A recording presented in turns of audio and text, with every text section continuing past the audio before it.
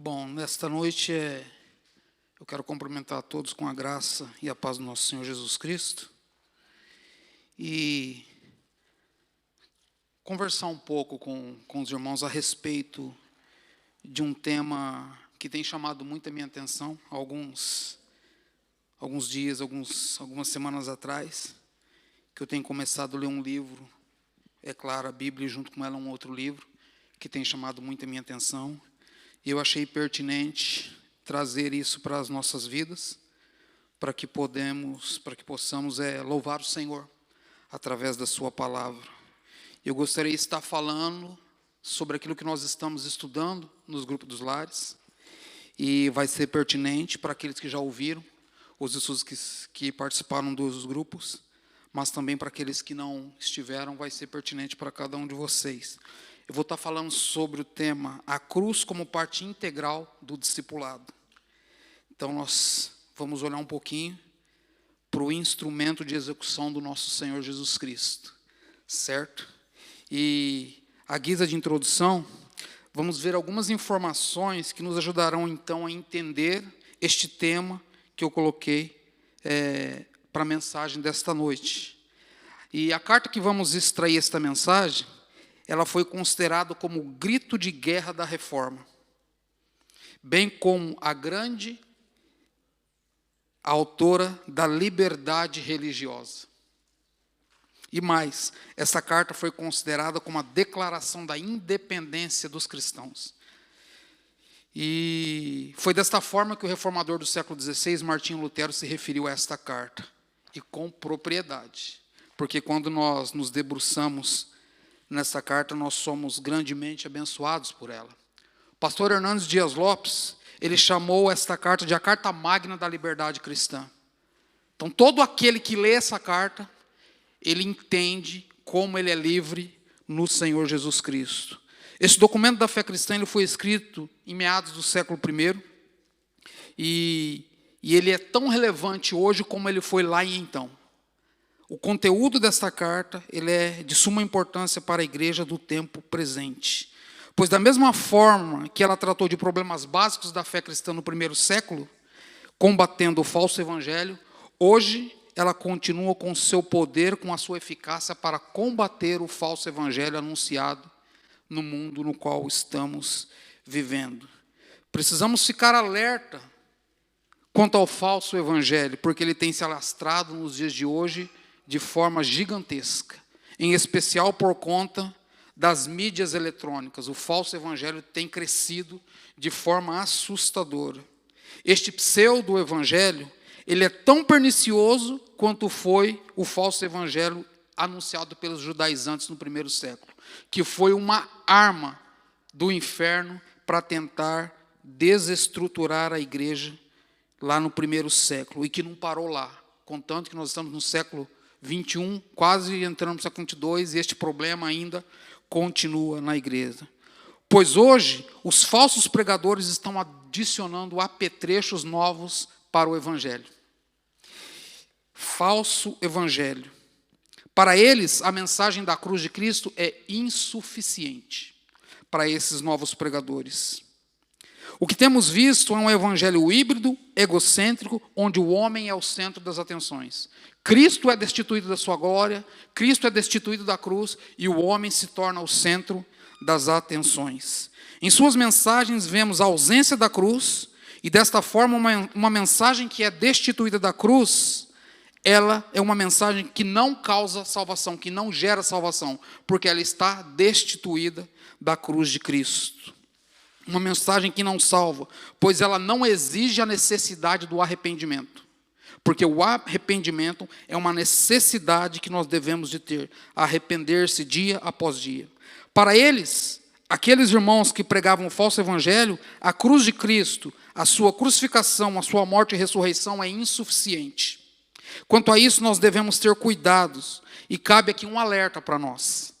Pois muitos têm entrado por esta vereda, por esta vereda que esconde a obra da cruz de Cristo, a obra da redenção que é realizada na cruz de Cristo. Muitos entram, ouvem este evangelho e abraçam este evangelho como o evangelho verdadeiro.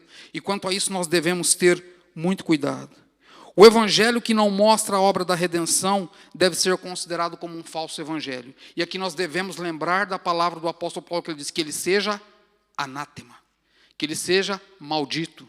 Um evangelho que não anuncia Cristo, um evangelho que não anuncia a obra da redenção na cruz de Cristo, é um falso evangelho que destrói em vez de edificar. É um falso evangelho que destrói a sua vida de comunhão com Cristo, com a igreja e, consequentemente, com a igreja. Se você não tem comunhão com Cristo, se você não tem comunhão com a igreja, consequentemente, você não vai ter comunhão com a igreja. E aí eu digo que aquele livro que o pastor Leandro acabou de emprestar é pertinente para a igreja. Como devemos construir relacionamentos saudáveis, fundamentados no Evangelho de Jesus Cristo e na cruz de Cristo. Ao olharmos para este texto, que é tão antigo, mas que ainda é tão atual, nós devemos nos lembrar de que as igrejas estavam sendo invadidas por perturbadores, pelos judaizantes, homens que estavam pregando um falso evangelho. Isso aconteceu logo após a primeira viagem missionária de Paulo e Barnabé. Esses homens, os judaizantes, eram arautos do legalismo no mundo antigo. Eles estavam pervertendo o evangelho e perturbando a igreja.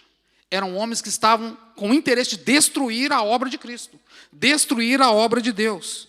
Para melhor entendermos isso, é preciso nós termos um pouco do conhecimento daquilo que levou Paulo a escrever este documento em defesa do evangelho, para a glória e o louvor de Deus. Paulo, então, exorta a igreja que ele havia fundado. Amados, ao olharmos para o conteúdo desta carta que vamos ver, nós vamos entender que muito tempo depois, que pouco tempo depois de Paulo ter anunciado o verdadeiro evangelho, aqueles irmãos estavam abraçando um falso evangelho. Isso nos chama a atenção, porque Paulo, o apóstolo de Cristo, chamado por Cristo, anunciou o evangelho, e pouco tempo depois, aqueles irmãos que receberam o evangelho de Paulo, estavam largando o evangelho e enveredando por um falso evangelho. Esses homens pregaram uma forma de cristianismo distorcida. Esses homens estavam pregando um falso evangelho, conforme nós vemos no capítulo 1, do versículo 6 e 7 da carta que vamos mencionar. O evangelho pregado por estes homens era um evangelho híbrido e que dizia que Cristo era insuficiente. Eles estavam exigindo não somente a fé em Cristo, mas eles exigiam a circuncisão para que eles fossem, então, salvos. Esses irmãos, então, eles foram exortados por Paulo. Da mesma forma que a igreja perturbada do século I por falsos pregadores, hoje a igreja continua sendo perturbada por um falso evangelho que tem se alastrado pelo mundo afora. Então, dado esta breve colocação dessa situação, então gostaria que você abrisse a sua Bíblia comigo, na carta de Paulo aos Gálatas, capítulo de número 6, nós vamos lá para o final da carta. Eu entendo, o pastor Leandro começou a carta desde o começo, vocês vão seguir com ele, mas eu vou levar vocês lá para o final da carta, para nós então entendermos o que Paulo quis dizer com esses irmãos. Nós vamos ler do versículo 11 ao versículo de número 14. Capítulo 6, verso 11 ao verso de número 14, mas nós vamos dar ênfase apenas no versículo 14. Diz assim a palavra de Deus: vede com que grandes letras vos escrevi de meu próprio punho. Todos que querem ostentar-se na carne, esses vos constrangem a vos circuncidardes, somente para não serem perseguidos por causa da cruz de Cristo. Pois nem mesmo aqueles que se deixam circuncidar guardam a lei, antes querem que vos circuncideis, para se gloriarem na vossa carne. Mas longe esteja de mim gloriar-me, senão na cruz de nosso Senhor Jesus Cristo, pela qual o mundo está crucificado para mim e eu para o mundo. E eu vou repetir este verso 14. Mas longe esteja de mim gloriar-me, senão na cruz de nosso Senhor Jesus Cristo, pela qual o mundo está crucificado para mim e eu para o mundo. Amém. Senhor, nós te exaltamos. Nós te glorificamos porque a tua palavra, ela é fiel, ela é verdadeira, E através dos séculos, ó Senhor, ela tem permanecido e ela tem fortalecido a igreja contra os adversários que têm se levantado contra a tua igreja, Senhor. É por meio da palavra que nós podemos, Senhor, fazer apologia a certos tipos de ensinos, e é por meio da tua palavra que nós somos, ó Senhor, alcançados e edificados para o louvor da sua glória, Pai. Por isso, nesta noite, Senhor, fala conosco através da tua palavra, através deste texto, e que possamos, ó Senhor, sair deste local transformados para o louvor da sua glória e fazendo a mesma declaração da qual o apóstolo Paulo fez ali no século I, Senhor. Assim nós te louvamos, assim nós te exaltamos em Cristo Jesus. Amém. Bom, meus irmãos, eu quero desenvolver o meu discurso nessa noite a partir de 3 pontos, a partir de 3 momentos, sendo eles da seguinte forma. O primeiro, nós vamos ver a cruz como meio do discipulado. Então nós vamos passar para o segundo, que é a maravilhosa obra da cruz e o poder da sua gloriosa obra.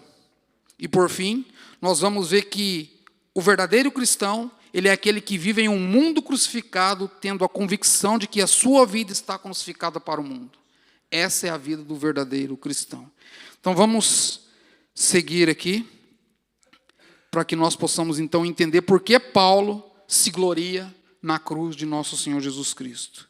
O primeiro aspecto que esse versículo 14, ele nos mostra, o primeiro aspecto que vamos abordar é que o chamado que Cristo nos faz é um chamado ao discipulado, e ele nos é apresentado lá no Evangelho de Mateus, capítulo 8, versículo 31 ao versículo 38. Eu não vou ler o texto, mas depois você pode ler o texto e você vai compreender tudo aquilo que nós vamos falar aqui. Então, no capítulo 8 no capítulo 8 de Marcos, versos 31 a 38, então nós vamos ver o contexto da anunciação dos sofrimentos de Jesus. E então, o Senhor, ele convoca uma multidão e faz um discurso da seguinte maneira: se alguém quer vir após mim, deve negar-se a si mesmo, tomar a sua cruz e seguir-me.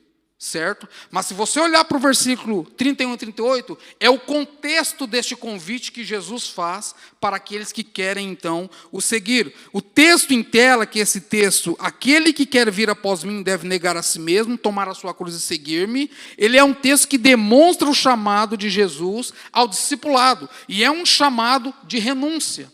É um chamado, conforme Jürgen Moltmann diz, que seguir a Jesus significa desfazer os laços com a família, com a profissão e tudo mais.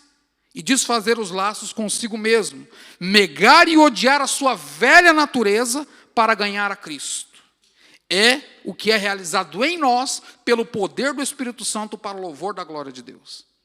Nós só conseguimos rejeitar e negar o mundo à nossa volta pelo poder do Espírito Santo.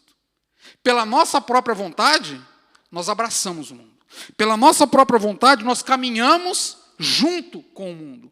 Mas pelo poder do Espírito Santo, nós somos então chamados para fora do mundo para viver para a glória de Deus e ter a esperança de estar com Ele em seu reino. Pois aquele que quiser salvar a sua vida, a perderá. Mas o que perder a sua vida por causa de mim e do Evangelho, este a salvará. Mateus capítulo 16, versículo de número 25.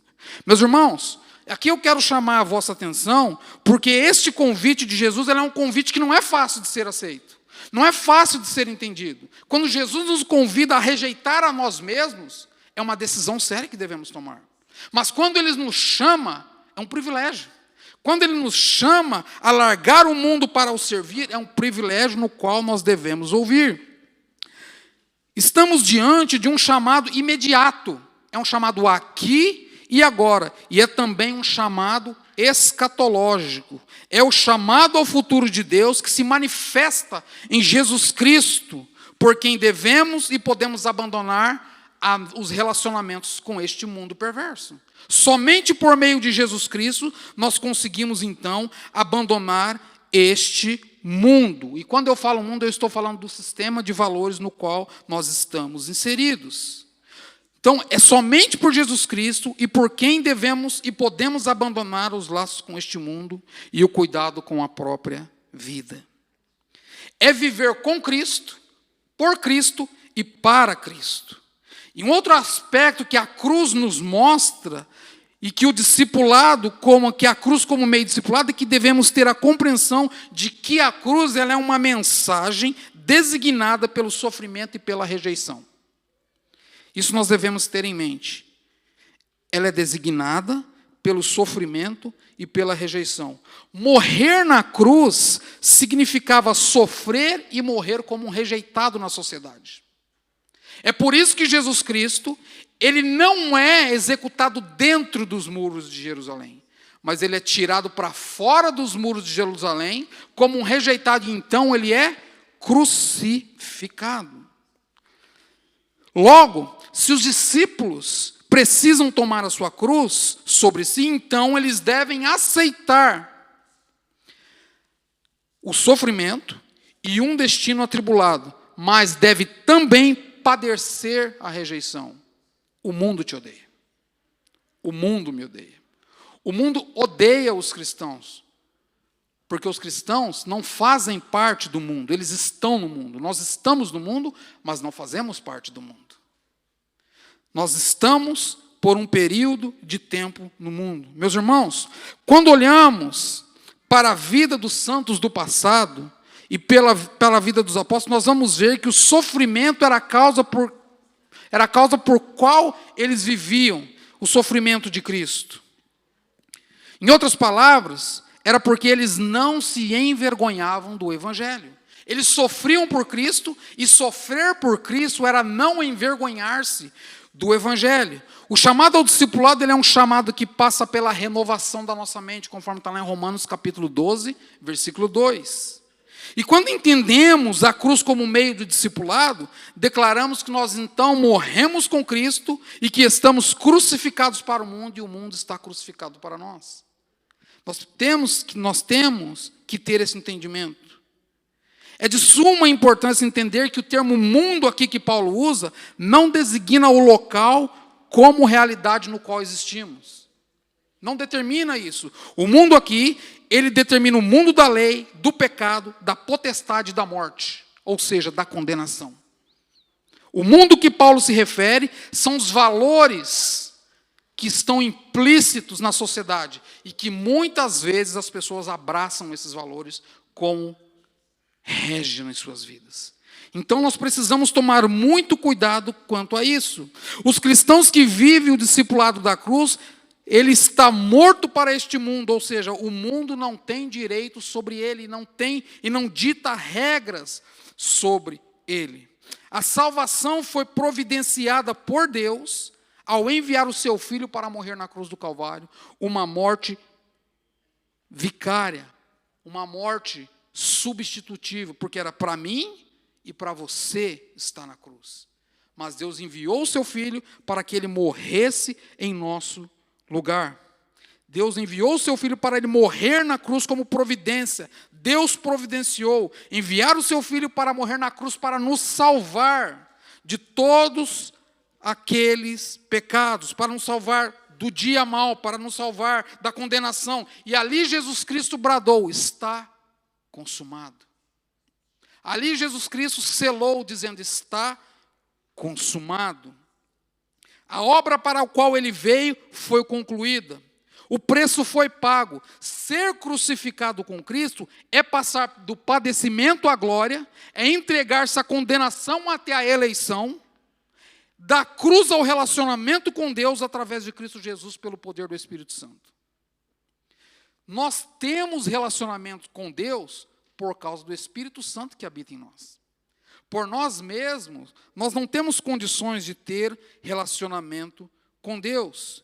E seguindo essa linha de entendimento que nós temos relacionamentos com Deus por causa do Espírito Santo, eu posso olhar para aquilo que Tomás à Kempis escreveu em seu livro, A Imitação de Cristo. Olha o que Tomás à Kempis escreveu. Ele disse que a maior virtude do discipulado é a humildade.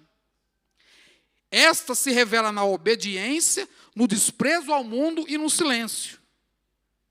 Quando nos voltamos para Deus em sublime adoração e exaltação. Essa é a humildade do discipulado. Entender que nós dependemos de Deus para tudo em nossas vidas. para construir relacionamentos, para ter uma vida cristã saudável, nós dependemos de Deus e de Cristo Jesus. E é óbvio, do poder do Espírito Santo em nossas vidas. Assim devemos ter em mente que Jesus, ele é o exemplo dessa humildade. Seu caminho de humildade conduz à vida eterna. Caminhar com Cristo, entendendo a vontade de Cristo, é caminhar rumo à eternidade para o louvor da glória de Deus. Segui-lo significa abrir mão do amor ao mundo, do amor a si mesmo, ou seja, o amor próprio, e ser envolvido no amor cruz, ou seja, no amor que foi realizado de uma vez por todas por nós na cruz, entregando a sua vida, morrendo para que nós pudéssemos então ter vida. Porque ele morreu, hoje nós podemos dizer que estamos vivos. Porque ele se entregou, hoje nós entendemos que temos vida em Cristo. Caminhar no caminho da cruz como meio do discipulado é caminhar pela fé através do poder de Deus. Só temos fé para caminhar porque Deus nos reveste pelo seu poder através da sua palavra. A sua palavra nos conduz. A sua palavra nos direciona a viver para o louvor da sua glória. Portanto, se nós não temos relacionamento com a palavra, logo nós não vivemos uma vida para o louvor da glória de Deus. Nós vivemos uma vida para o nosso bel prazer, mas menos uma vida para o louvor da glória de Deus. O tempo que você gasta com a tua palavra é o que determina o seu relacionamento com Deus. O tempo que eu gasto olhando a palavra, estudando a palavra, é o que determina o meu relacionamento com Deus. Eu só tenho um relacionamento com Deus por conta da palavra de Deus. Já foi dito, tire a palavra de Deus que você derruba o cristianismo. E eu concordo. Porque se você não tem relacionamento com a palavra, logo você não tem e não vai construir o seu relacionamento com Deus. Se você não faz isso, então você está enganando-se a si mesmo. É por isso que nós precisamos gastar tempo com a palavra. A palavra para nós, meus irmãos, ela é a nossa regra de fé e prática. Mas como eu vou praticar se eu não a conheço? Impossível. É impossível eu praticar as verdades da fé se eu não conheço. É impossível. Não tem como. Nós precisamos entender que como cristãos, como servos de Deus, nós somos comissionados, nós somos alistados em um grande exército e a nossa arma é a palavra de Deus. O nosso fuzil é a palavra de Deus. O nosso escudo é a palavra de Deus. A nossa espada é a palavra de Deus. Ou nós temos relacionamento com a palavra de Deus, ou nós não temos relacionamento com Deus. Das duas, uma. Então nós entendemos que o discipulado cristão ele tem que passar pela cruz de nosso Senhor Jesus Cristo. Ser discípulo de Cristo significa fé. E fé aqui é a união existencial entre teoria e prática, ou seja, entre estudo e a prática do estudo que eu faço. Porque não vale de nada eu estudar a palavra de Deus e eu deixar o estudo guardado em uma gaveta. Eu tenho que estudá-la, mas eu tenho que praticá-la. É a nossa regra de fé e prática, então eu tenho que praticar o que eu estudo. A verdadeira vida cristã é uma vida que vive sob a autoridade e a égide da palavra de Deus. A verdadeira vida cristã, tal como podemos reconhecer na vida apostólica no século I, na vida dos mártires que entregaram a sua vida, que pagaram com sangue porque serviam a Deus. E, de certa forma, também na teologia. Como assim, pastor? Ou seja, no estudo acerca de Deus, onde podemos conhecê-lo mais e mais, dia após dia. Todos vocês aqui fazem teologia. Todos, sem exceção. Quando você cata a sua palavra, a palavra de Deus, pega um texto, lê e medita nele de forma séria, você está fazendo teologia. Porque você está lidando com a palavra de Deus. Teologia é a junção de duas palavras. Theo, Deus, logia, estudo. Estudo acerca de Deus. Então, quando você pega a palavra de Deus e lê a palavra de Deus, você está fazendo teologia. Então, todos nós fazemos, meu irmão. Todos nós gastamos tempo com Deus. Todos nós precisamos desta prática. Ou seja, gastar tempo estudando a palavra de Deus. Para nós encerrarmos este primeiro ponto, eu gostaria de fazer menção de um teólogo do Novo Testamento, Rudolf Bultmann, que ele explicou claramente o que é viver a vida da cruz. Olha o que ele diz. Ao permitir que Jesus fosse crucificado, Deus levantou a cruz para nós. Crer na cruz de Cristo não significa olhar para um evento mítico que aconteceu fora de nós em um passado distante no mundo. O evento objetivo ele foi contemplado e contemplável por Deus. O que Deus nos imputa para o nosso próprio bem, a morte de Cristo para que nós tenhamos vida. Mas crer na cruz de Cristo é tomar a cruz de Cristo como se ela fosse a nossa própria cruz. Ou seja, significa deixar-se ser crucificado com Deus, em Cristo Jesus. E viver uma nova vida para o louvor da glória de Deus. É morrer com Cristo para que podemos, então, ressuscitar com Cristo e viver a vida de forma superlativa. Viver um evangelho que vale a pena viver, meus irmãos. Por isso, o discipulado, a cruz, ela é integral como parte do discipulado. Então, nós vamos para o nosso segundo ponto. A maravilhosa cruz e o poder da sua glória. A cruz, ela é o coração do evangelho de Cristo. Tirar ou esconder a cruz da proclamação do evangelho é distorcer e destruir os fundamentos da fé cristã.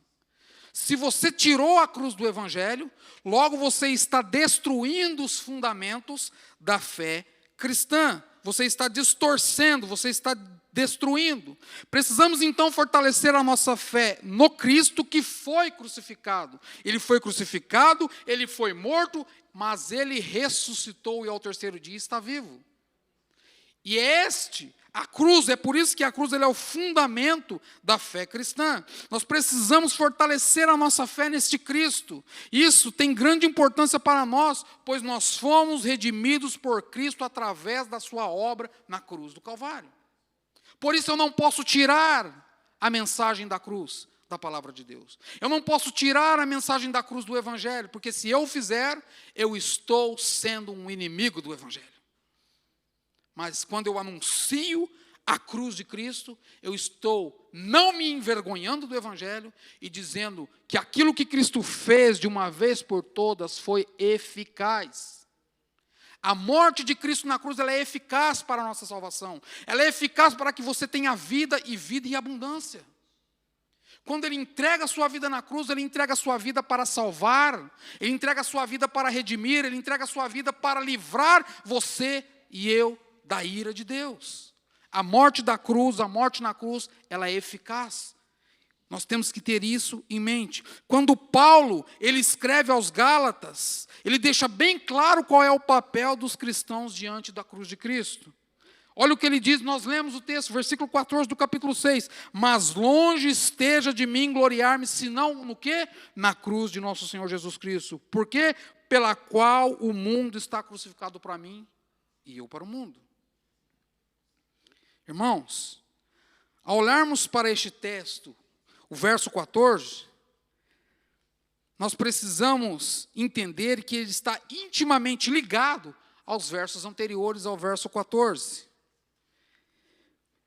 Que diz assim, mas longe esteja de mim, é o começo do verso 14 que lemos. Em algumas versões, vai trazer, quanto a mim, e continua o texto.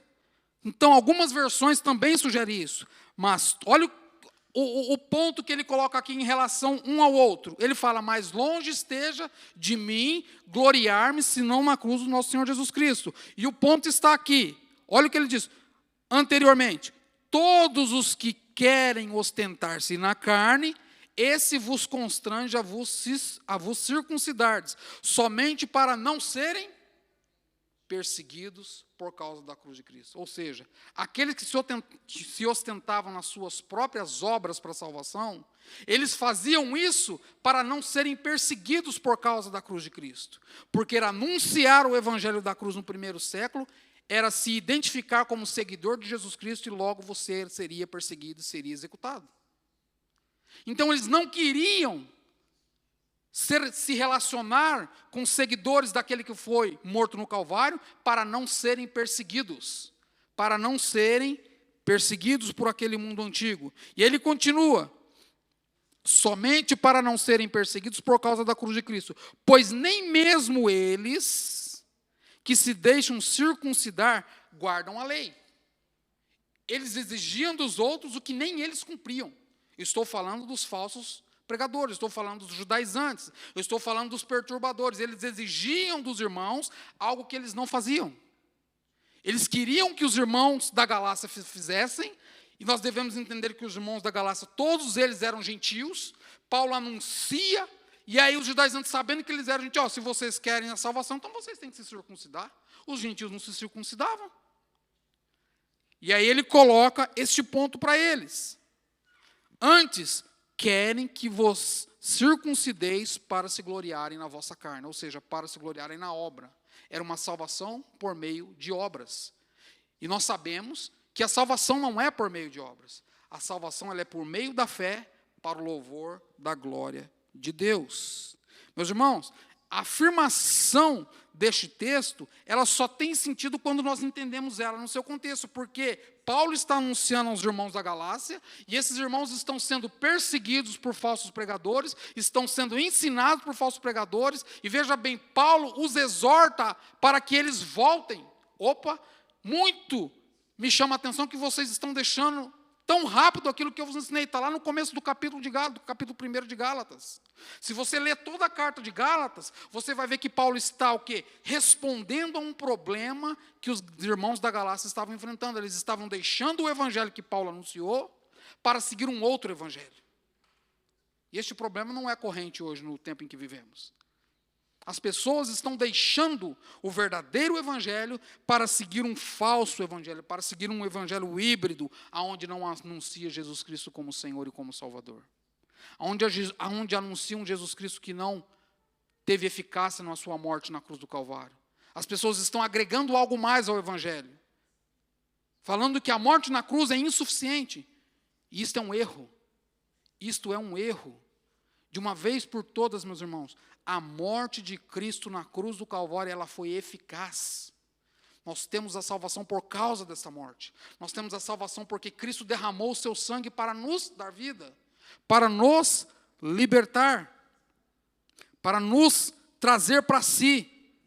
Para isso Cristo morreu.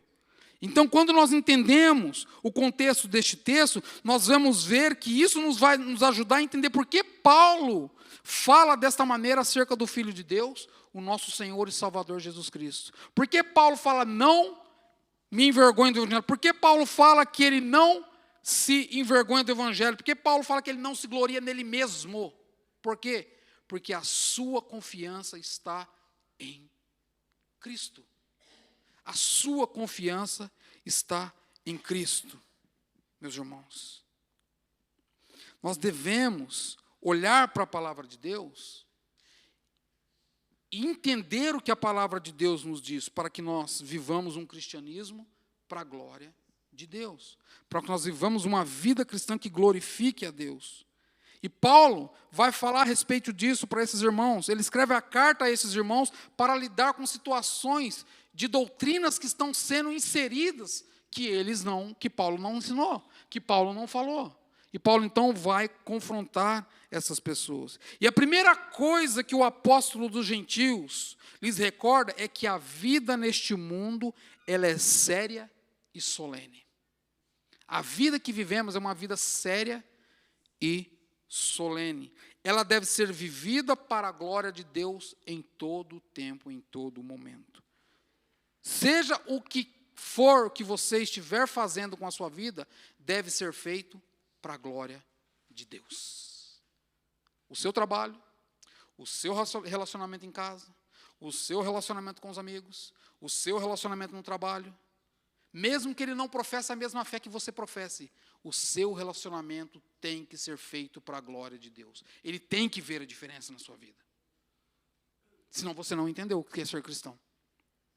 Senão nós não entendemos o que é ser cristão.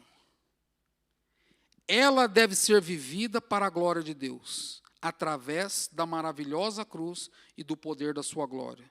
Nos versos 6 ao 10, ele descreve a respeito deste assunto. Olha o que ele diz: não vos enganeis, de Deus não se zomba, pois aquilo que o homem semear, isto também ele ceifará. Porque o que semeia para a sua própria carne, da carne ele vai colher corrupção. Mas o que semeia para o Espírito, do Espírito ele vai colher vida eterna. Versos 7 e 8. Igreja, a vida é uma questão de semear e colher. E aqui nós precisamos entender que a colheita ela é feita a partir daquilo que se semeia. Não tem como você plantar milho e colher maçã. Ou tem? Não tem a possibilidade de nós plantarmos milho e colher maçã. Da mesma forma, se plantarmos para a carne, temos que ter em mente que não vamos colher vida eterna, mas vamos colher corrupção e condenação. É por isso que a Bíblia diz: a vida deve ser vivida para a glória de Deus. Você planta e você colhe. Isso se chama lei da semeadura. Você plantou milho, vai colher milho. Você plantou maçã, vai colher maçã. Você plantou a vida para a carne, vai colher corrupção. Mas se você plantar a sua vida para a glória de Deus, você vai colher vida eterna. É esta a diferença da vida cristã. É esta a diferença que nós devemos ter. Como verdadeiros cristãos, devemos nos gloriar na cruz de nosso Senhor Jesus Cristo. O nosso único fundamento de fé, Cristo Jesus, amados. Nós nos reunimos aqui para cultuar a Deus Trino, Pai, Filho e Espírito Santo. Nós nos reunimos aqui, daqui a pouco, para participar da mesa, para glorificar ao Filho. Porque foi isso que ele ordenou. Façam até que eu venha. Então nós vamos glorificar ele com esta atitude, ouvindo o que ele nos ensinou. Se plantarmos para a carne, colheremos corrupção. Se plantarmos para o Espírito, colheremos vida eterna. Paulo demonstra isso nestes versos que estamos vendo do versículo 11 ao versículo de número 14.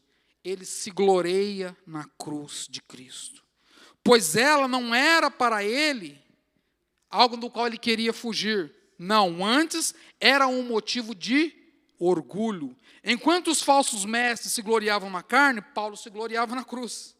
Em outras palavras, vemos que seguir a Cristo para o apóstolo Paulo era caminhar rumo ao Calvário. Ou seja, entregar-se para ele, dia após dia. Vemos isso lá em 1 Coríntios capítulo 2, verso 2. Pois é nessa estrada que vemos morrer a velha natureza humana. Uma natureza que anseia por poder, sucesso e louvor. Uma natureza egocêntrica. Uma natureza que nos afaga. Igreja, a mensagem da cruz ainda ela causa espanto hoje, como ela causou lá no mundo antigo. A mensagem da cruz, nela nós devemos encontrar não o caminho da vanglória, mas o caminho da glória de Cristo Jesus. Não o caminho do sucesso, mas o caminho do serviço e o caminho do louvor para a glória de Deus. Mas o caminho, o estreito, do ridículo e da rejeição. Um caminho onde nós somos rejeitados pelo mundo, mas somos aceitos por Deus. Você se acha rejeitado por o mundo? Alegre-se, porque você é aceito por Deus. O mundo não pode lhe conceder vida eterna, mas Deus pode lhe conceder a vida eterna. Eternamente com Ele, louvando, o exaltando, o glorificando. De maneira alguma, meus irmãos, nós podemos nos gloriar em nós mesmos, mas somente na cruz do nosso Senhor Jesus Cristo, como Paulo diz no verso 14. Então nós precisamos decidir qual caminho seguir. Somente quando nos humilhamos e reconhecemos que somos pecadores e merecedores do inferno, é que deixamos de gloriar em nós mesmos, entendemos que tudo é por Ele. tudo é para Ele. A nossa vida deve ser para Ele. Nós somos merecedores da ira, mas na sua graça, no seu amor, na sua misericórdia, Ele nos livrou da ira. Ele pagou o preço que nós deveríamos pagar. Ele pagou o preço. Então, por Ele, nele, nós buscamos a sua presença na cruz de nosso Senhor Jesus Cristo. O problema é que a igreja do tempo presente, ela precisa entender que a cruz de Cristo foi o lugar onde o amor de Deus pelos pecados foi realizado.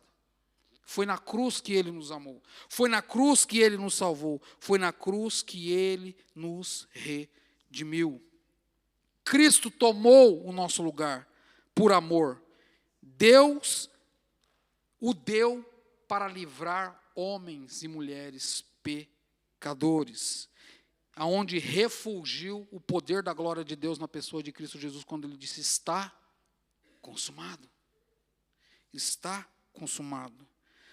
Segundo Hernandes Dias Lopes, ele diz que a cruz de Cristo foi o palco onde se manifestou a mais radiante justiça de Deus.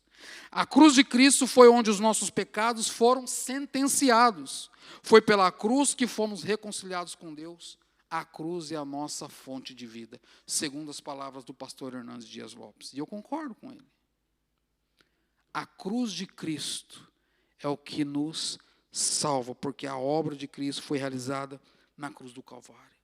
A cruz que foi escândalo e loucura no mundo antigo é o único remédio para o problema do mal. A vida crucificada, ela ofende a mente não regenerada, a mente não transformada. A cruz, ela ofende esta mente. Ela ofende a mente não regenerada. Ela é violenta e ela é agressiva para os orgulhosos que dizem, não preciso de Cristo. Para os orgulhosos que dizem, não quero o Evangelho. Para os orgulhosos que confiam na sua própria carne. A cruz de Cristo, ela é uma ofensa para essas pessoas. Porque a cruz de Cristo, ela destitui o homem de toda a sua glória. Ela destitui o homem de toda a sua glória. Logo, o homem não pode fazer nada para ser salvo. Somente Cristo nos salva. E Lutero entendeu isso lá no século XVI. O justo viverá pela fé. Pela fé em quem? Na igreja? Não. O justo viverá pela fé em Cristo Jesus. Pela fé em Cristo Jesus. O evangelista Mateus, ele registra as palavras do Senhor que diz, se alguém quer vir após mim, a si mesmo se negue, tome a sua cruz, então, aí você me segue. Mateus 16, 24 a 28. E Paulo, escrevendo aos irmãos de Corinto, ele diz que a cruz é o único caminho para a salvação do homem. 1 Coríntios capítulo 1, versículo 18. É o único caminho para a salvação. Meus irmãos, eu termino este ponto dizendo, e citando as palavras de Charles Haddon Spurgeon, que eu já citei aqui em uma outra hora, que diz o seguinte, a moralidade pode manter o homem afastado das cadeias, ou seja, da cadeia, mas somente a cruz e o precioso sangue de Cristo pode livrar os homens do inferno. Eu vou repetir essa frase de Spurgeon. A moralidade pode manter o homem afastado da cadeia, ou seja, da prisão, mas somente a cruz e o precioso sangue de Cristo pode livrá-lo do inferno. Meus irmãos, nós precisamos estar atentos ao que a palavra de Deus diz. Então, nós partimos para o nosso terceiro ponto, que diz, vivendo em um mundo crucificado, assim como eu estou crucificado para ele. A segunda parte do versículo 14 é esta parte. E ele está de forma explícita que devemos ir em direção ao Calvário, pelo qual o mundo está crucificado para mim e eu para o mundo. Assumir a responsabilidade de servos e discípulos de Cristo é estar no caminho do Gólgota. O apóstolo Paulo nos ensina, no seu segundo capítulo desta carta, que acerca da vida, como ela deve ser vivida para a glória de Deus. Gálatas 2, 20, apenas a parte A do versículo, nós já entendemos. Estou crucificado com Cristo. E o texto continua, todos vocês conhecem o texto. Estou crucificado com Cristo. Conforme este texto, nós vemos que fomos crucificados com Cristo. E o pastor Hernandes, novamente eu cito ele diz que esta é uma identificação que demonstra de forma clara que estamos crucificados para o mundo e o mundo está crucificado para nós. Então a minha pergunta é, por que o seu interesse pelas coisas do mundo? A pergunta para mim, por que o interesse pelas coisas do mundo se eu estou crucificado com Cristo? Se eu tenho, ou se vocês têm interesse pelas coisas do mundo, logo nós não estamos crucificados com Cristo. Então é uma incoerência. É uma incoerência que nós afirmamos, ou nós devemos afirmá-la com propriedade. E entender que estamos crucificados para o mundo, como o mundo está crucificado para nós. Isso é o Evangelho, meus irmãos. Isto é o Evangelho que Paulo transmitiu e que chegou até nós. Isso é o Evangelho que Cristo transmitiu e que chegou até nós. Isto é o Evangelho. Meus irmãos, nós morremos para o mundo e o mundo para nós. Isso quer dizer que perdemos o encanto pelas coisas do mundo, assim como o mundo perdeu o encanto por nós. Você é rejeitado? Você é excluído? É porque você não faz parte do mundo. Você está no mundo, mas você não é do mundo. O escritor aos Hebreus diz que nós somos peregrinos em uma terra estranha, que a nossa cidade é a cidade celestial. Nós estamos aqui de passagem por um período de tempo. Nós precisamos entender isso. Como cristãos, nós precisamos entender que estamos aqui por um período de tempo. Morremos para o mundo e o mundo para nós. Fomos crucificados com Cristo. Vivemos para Ele, para o louvor da sua glória.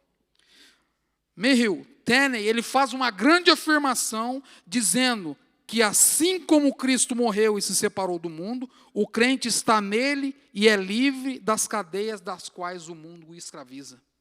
Porque estamos em Cristo, nós somos livres das cadeias do mundo no qual escraviza.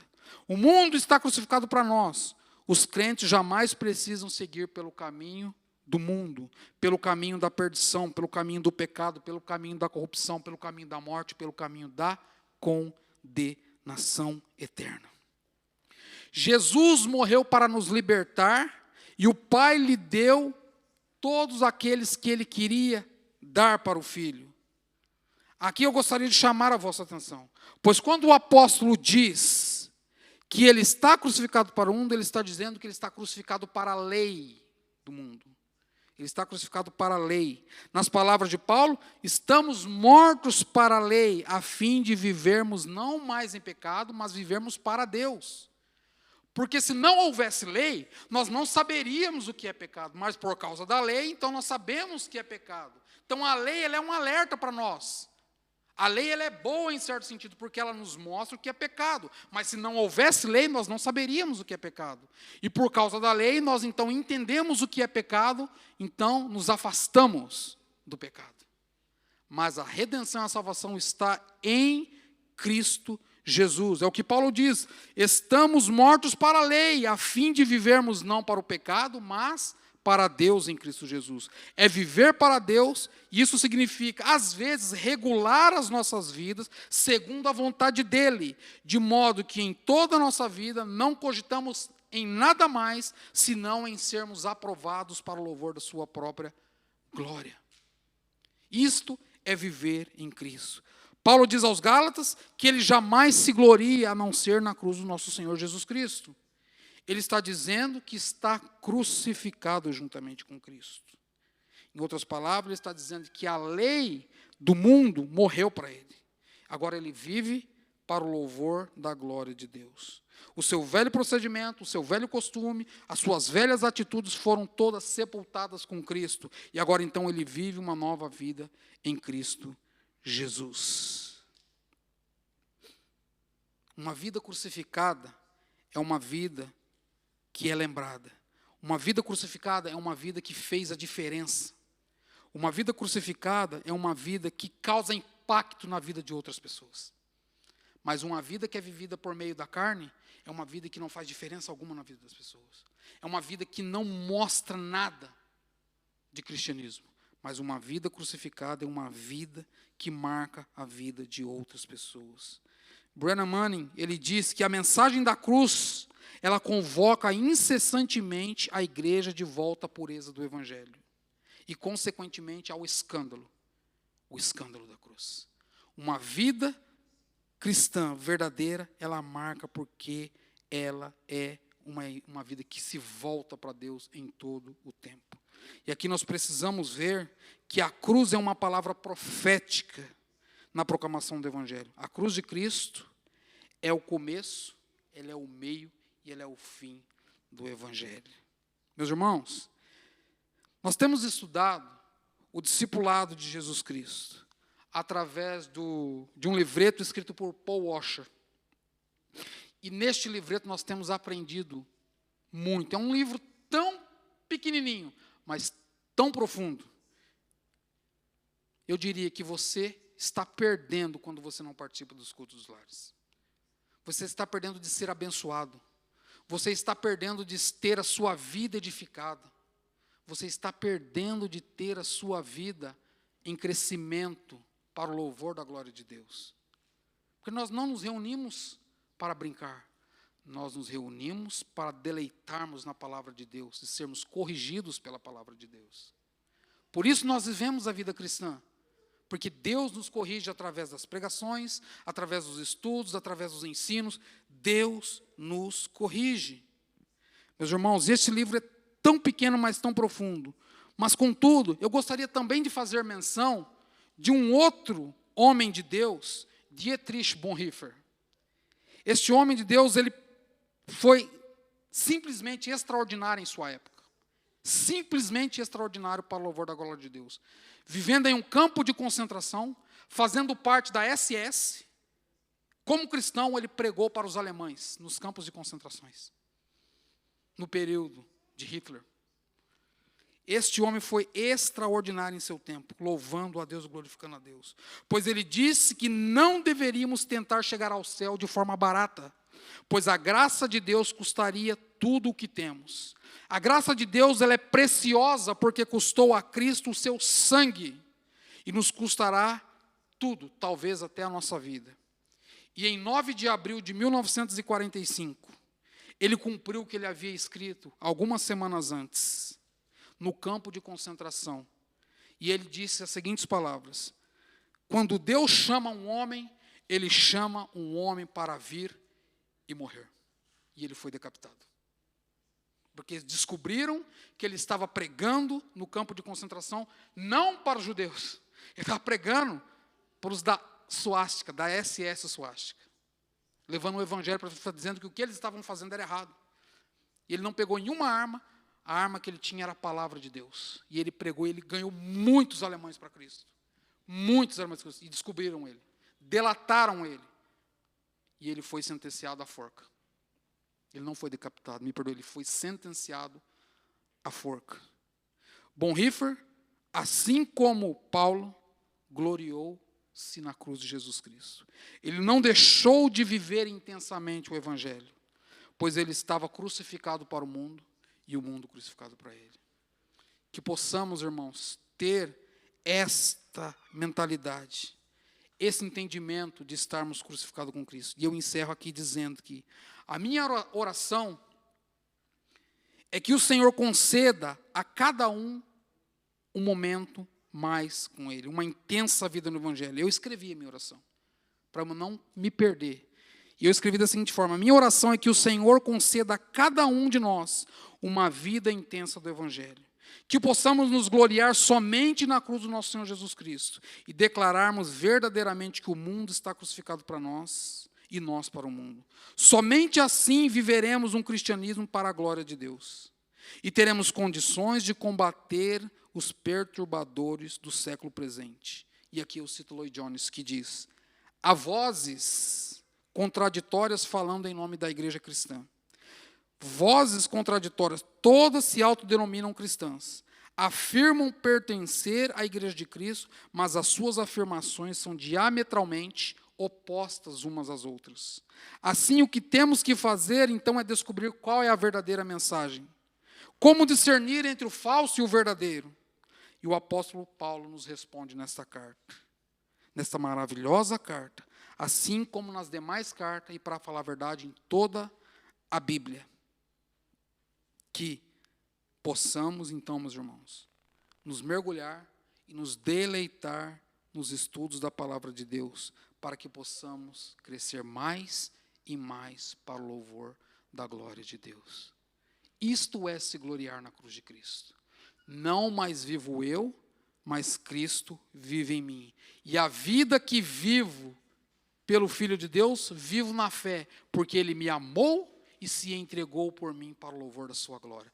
Gálatas capítulo 2, versículo 20. Que todos nós possamos nos gloriar na cruz de Cristo. Amém? Vamos ficar em pé, em nome de Jesus Cristo. Senhor Deus e Pai, nós te exaltamos, ó Pai. Nós te glorificamos porque há 2000 anos, ó Senhor, pelo menos, o Senhor entregou-se, Senhor, no Getsemane voluntariamente. Ninguém o entregou. Ninguém o prendeu. Não foram os judeus que te prenderam, não foram os romanos que te prenderam, mas o Senhor voluntariamente se entregou para cumprir aquilo que estava determinado por Deus, para que pudéssemos então, Senhor, sermos salvos da ira de Deus. Muito obrigado, Senhor, pela tua obra realizada na cruz do Calvário de uma vez por todas. Muito obrigado pelo perdão dos nossos pecados. Muito obrigado, Senhor, pelo teu sacrifício, e ajuda-nos, ó Senhor, pelo teu Espírito Santo, a vivermos a vida cristã, gloriando-se somente na cruz, na sua cruz, Senhor. Nós te louvamos, nós te agradecemos. Abençoe os meus irmãos, as minhas irmãs que aqui estão, e que eles possam, Senhor, assim como eu, entender que as nossas vidas devem ser uma vida para o louvor da sua glória, gloriando-se na sua cruz, ó Pai. Assim te exaltamos, assim te bendizemos, em Cristo Jesus. Amém, Senhor.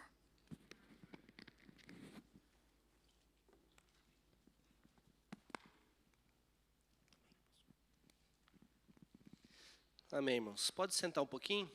Peter, pode parar a transmissão, por favor, nós vamos ter um momentinho de ceia.